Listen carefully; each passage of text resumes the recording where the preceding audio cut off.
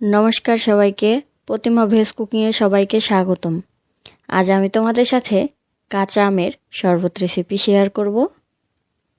এখানে আমি 6 পিস কাঁচা আম নিয়েছি। আম যখন ছোট ছিল তখন থেকেই লোভ হচ্ছিল কবে আম বড় হবে, তারপর শরবত করে খাবো। একটু বড় না হতেই আম পেড়ে নিয়েছি, শরবত করব। একটা আম তুলে দেখাবো আমটা কেমন আর কতটা টাটকা ছিল দেখো। এই আমগুলো এবার ছিলে নেব। আমগুলো ছিলে নিয়েছি আর মাঝখান থেকে একটা করে পিস করে নিয়েছি আর বীজগুলো ফেলে দিয়েছি। এবার এই আমগুলো কেটে নেব। চপিং বোর্ডে আম একটা নিয়েছি। এবার আমটা মাঝখান থেকে কেটে তারপর এক টুকরোকে 3 টুকরো করে নেব। আর একইভাবে সবগুলো আমি পিস পিস করে কেটে নেব। সবগুলো আম পিস পিস করে কেটে নেওয়া হয়ে গেছে। এবার একটা বাটিতে আমগুলো তুলে নেব। আম তুলে নেওয়া হয়ে গেছে আর পরিষ্কার করে ধুয়ে নিয়েছি।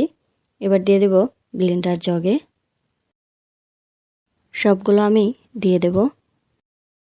অল্প অল্প করে ব্লেন্ডার জগে আমগুলো দিয়ে দেব। আম দেয়া হয়ে গেছে।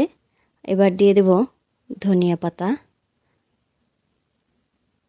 ধনিয়া পাতাটা পরিষ্কার করে ধুয়ে নিয়েছি। আর দিয়ে দেব কাঁচামরিচ। এখানে আমি একটা কাঁচামরিচ দিয়েছি। আর এবার দিয়ে দেব চিনি। এখানে আমি 2 চা চামচ চিনি দিয়েছি। মিষ্টিটা তোমরা তোমাদের পছন্দ অনুযায়ী দেবে। আর দিয়ে দেব অল্প করে একটু বিট লবণ। এবার দিয়ে দেব পরিমাণ মতো জল। তারপর ব্লেন্ড করে নিতে হবে। ব্লেন্ড করে নেওয়া হয়ে গেছে আর অনেক সুন্দর হয়েছে, সেটাই এবার দেখাচ্ছি। আমের শরবত হয়ে গেছে। এবার একটা মগে আমের শরবতটা ঢেলে নেব। ধীরে ধীরে মগে আমের শরবতটা ঢেলে নিচ্ছি। আমের শরবত ঢেলে নেওয়া হয়ে গেছে। এবার দিয়ে দেব 2 টুকরা আইস।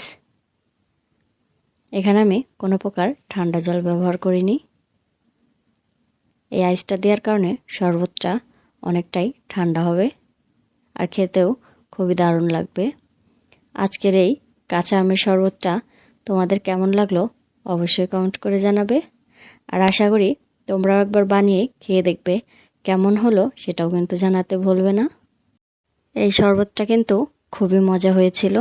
একবার খেলে এর স্বাদ মুখে লেগে থাকবে। সবাই ভালো থাকবে, সুস্থ থাকবে। নমস্কার।